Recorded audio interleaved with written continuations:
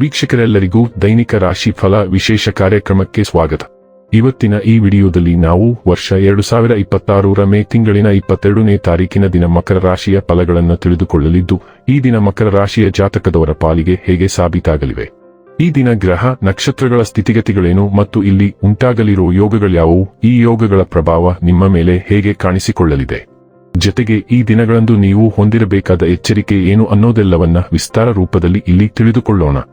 ಮಾಹಿತಿ ತಿಳಿದುಕೊಳ್ಳುವುದಕ್ಕೂ ಮುನ್ನ ನಮ್ಮ ವಿನಂತಿ ಎಂದರೆ, ನೀವಿನ್ನೂ ನಮ್ಮ ಚಾನೆಲ್ ಸಬ್ಸ್ಕ್ರೈಬ್ ಮಾಡಿಲ್ಲವೆಂದರೆ ದಯವಿಟ್ಟು ಈಗಲೇ ನಮ್ಮ ಚಾನೆಲ್ ಅನ್ನು ಸಬ್ಸ್ಕ್ರೈಬ್ ಮಾಡಿ. ಹಾಗೆ ನಿರಂತರ ವಿಡಿಯೋ ಅಪ್ಡೇಟ್ಸ್ಗಳಿಗಾಗಿ ಪಕ್ಕದ ಬೆಲ್ ಐಕಾನ್ ಕ್ಲಿಕ್ ಮಾಡಿ.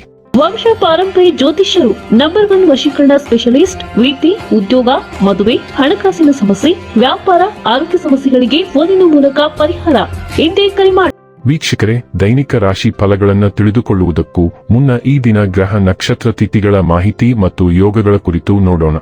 ಈ ದಿನವು ಶುಕ್ರವಾರದ ದಿನವಾಗಿರಲಿದ್ದು, ಜ್ಯೇಷ್ಠ ಮಾಸದ ಶುಕ್ಲ ಪಕ್ಷದ ಷಷ್ಠಿಯ ತಿಥಿ ಇರಲಿದೆ. ಷಷ್ಠಿ ತಿಥಿಯು ಈ ದಿನ ಬೆಳಿಗ್ಗೆಯ 6:24 ಇರಲಿದ್ದು, ನಂತರದಲ್ಲಿ ಸಪ್ತಮಿ ತಿಥಿ ಪ್ರಾರಂಭವಾಗಲಿದೆ. ಜೊತೆಗೆ ಈ ದಿನ ರಾತ್ರಿಯ 2:08 ಆಶ್ಲೇಷ ನಕ್ಷತ್ರದ ಗೋಚರವಿರಲಿದ್ದು, ನಂತರದಲ್ಲಿ ಮಖ ನಕ್ಷತ್ರದ ಗೋಚರ ಪ್ರಾರಂಭವಾಗಲಿದೆ. ಜೊತೆಗೆ ಈ ದಿನ ಬೆಳಿಗ್ಗೆಯ 8:19 ವೃದ್ಧಿ ಹೆಸರಿನ ಯೋಗ ಇರಲಿದ್ದು, ನಂತರದಲ್ಲಿ ಧ್ರುವ ಹೆಸರಿನ ಯೋಗ ಪ್ರಾರಂಭವಾಗಲಿದೆ. ಇನ್ನು ಈ ದಿನ ಚಂದ್ರದೇವನು ಕರ್ಕರಾಶಿಯಲ್ಲಿ ಗೋಚರಿಸಲಿದ್ದೆ, ಅದೇ ಸೂರ್ಯದೇವನು ಈ ದಿನ ವೃಷಭ ರಾಶಿಯಲ್ಲಿ ಗೋಚರಿಸಲಿದ್ದಾನೆ. ಇನ್ನು ಈ ದಿನದಂದು ಅಭಿಜಿತ್ ಮುಹೂರ್ತ ಬೆಳಿಗ್ಗೆಯ 11:51 ಇಂದ ಮಧ್ಯಾಹ್ನದ 12:45 ಇರಲಿದೆ. ಇದು ಈ ದಿನದ ಗ್ರಹ ನಕ್ಷತ್ರ ತಿಥಿಯ ಕುರಿತಾದ ಮಾಹಿತಿಯಾಗಿದ್ದು, ಇದರ ಆಧಾರದ ಮೇಲೆ ನಿಮ್ಮ ದಿನಚರಿಯಲ್ಲಿಯೂ ಬದಲಾವಣೆ ಕಂಡು ಬರಲಿದೆ. ಇನ್ನು ಈಗ ಈ ದಿನದ ಮಕರ ರಾಶಿಯ ಫಲಗಳ ಕುರಿತು ನೋಡುವುದಾದರೆ, ಸಂತಸದ ಪ್ರಯಾಣ ಮತ್ತು ಸಾಮಾಜಿಕ ಕಾರ್ಯಕ್ರಮಗಳು ನಿಮಗೆ ಆರಾಮ ಮತ್ತು ಸಂತೋಷ ತರುತ್ತದೆ. ನಿಮ್ಮ ತಾಯಿಯ ದುಂದುಗಾರಿಕೆಯನ್ನು ನೋಡಿ ನೀವು ಚಿಂತಿತರಾಗಬಹುದು ಮತ್ತು ಆದ್ದರಿಂದ ನೀವು ಅವರ ಕೋಪದ ಬೇಟೆಯಾಗಬಹುದು. ಸ್ನೇಹಿತರು ಮತ್ತು ಸಂಬಂಧಿಗಳು ಹೆಚ್ಚು ಸಮಯ ಕೇಳಿದರೂ ಈ ಜಗತ್ತಿನ ಬಾಗಿಲುಗಳನ್ನು ಮುಚ್ಚಿ ನಿಮಗೆ ನೀವೇ ಒಳ್ಳೆಯ ವೈಭೋಗ ನೀಡಿಕೊಳ್ಳುವುದೊಳ್ಳೆಯದು.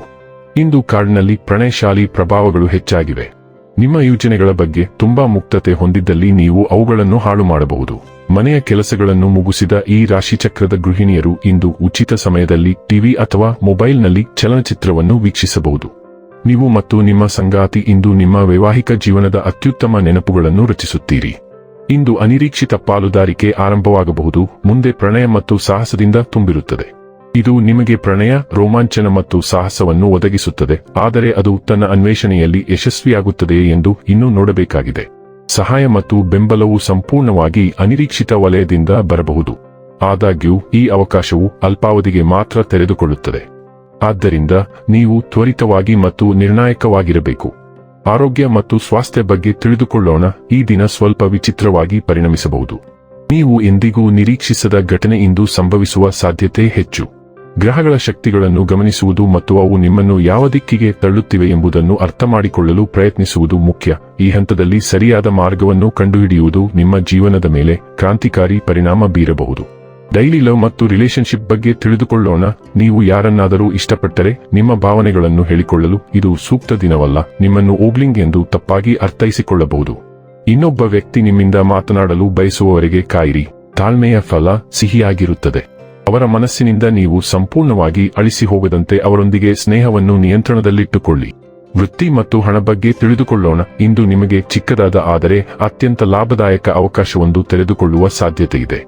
ನಿರ್ಮಾಣ ಅಥವಾ ರಿಯಲ್ ಎಸ್ಟೇಟ್ ವ್ಯವಹಾರದಲ್ಲಿ ಹೂಡಿಕೆ ಮಾಡುವುದು ಈಗ ಹೆಚ್ಚು ಲಾಭದಾಯಕವಾಗಬಹುದು.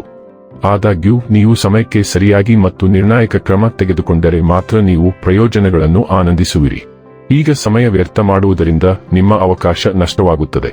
ಆಸ್ತಿ ಸಂಬಂಧಿತ ಸಾಲಗಳು ಸಹ ಇಂದು ಮಂಜೂರು ಆಗುವ ಸಾಧ್ಯತೆಯಿದೆ. ಇನ್ನು ಕೊನೆಯದಾಗಿ ಈ ದಿನ ಮಾಡಿಕೊಳ್ಳಬೇಕಾದ ಉಪಾಯಗಳ ಕುರಿತು ನೋಡುವುದಾದರೆ, ಕಾಲಕಾಲಕ್ಕೆ ನಿಮ್ಮ ಗೆಳತಿ ಅಥವಾ ಗೆಳೆಯನಿಗೆ ಕೆಂಪು ಬಟ್ಟೆ ವಸ್ತುಗಳನ್ನು ಉಡುಗೊರೆಯಾಗಿ ನೀಡುವ ಮೂಲಕ ಸಂಬಂಧದಲ್ಲಿ ಹೆಚ್ಚು ಪ್ರೀತಿಯನ್ನು ಪಡೆಯಬಹುದು.